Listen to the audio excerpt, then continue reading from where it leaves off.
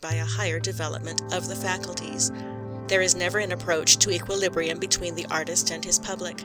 As it advances in knowledge of his art, he maintains the want of balance, the disproportion that always exists between the genius and the ordinary man, by rising ever to greater heights.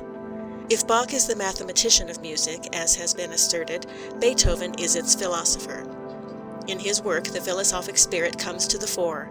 To the genius of the musician is added in Beethoven a wide mental grasp, an altruistic spirit that seeks to help humanity on the upward path.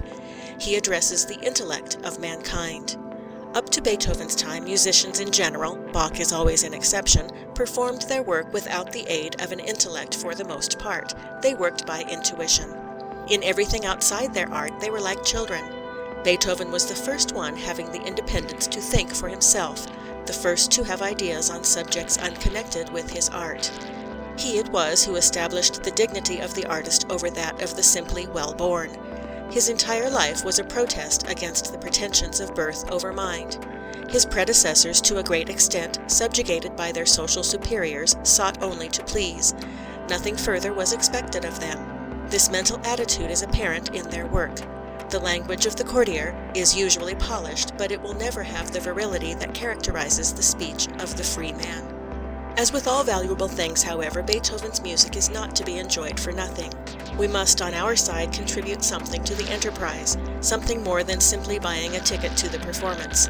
We must study his work in the right spirit and place ourselves in a receptive attitude when listening to it, to understand his message. Often metaphysical, particularly in the work of his later years, his meaning will be revealed only when we devote to it earnest and sympathetic study. No other composer demands so much of one. No other rewards the student so richly for the effort required. The making of fact, the subject of thought, vitalizes it.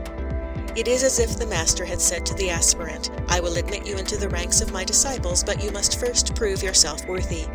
An initiation is necessary. Somewhat of the intense mental activity which characterized Beethoven in the composition of his works is required of the student also. There is a tax imposed for the enjoyment of them.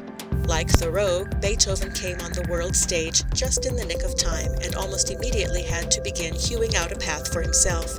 He was born in the workshop, as was Mozart, and learned music simultaneously with speaking. Stirring times they were in which he first saw the light, and so indeed continued with ever-increasing intensity, like a good drama, until nearly his end. The American Revolution became an accomplished fact during his boyhood. Nearer home, events were fast coming to a focus, which culminated in the French Revolution. The magic words liberty, equality, fraternity, and the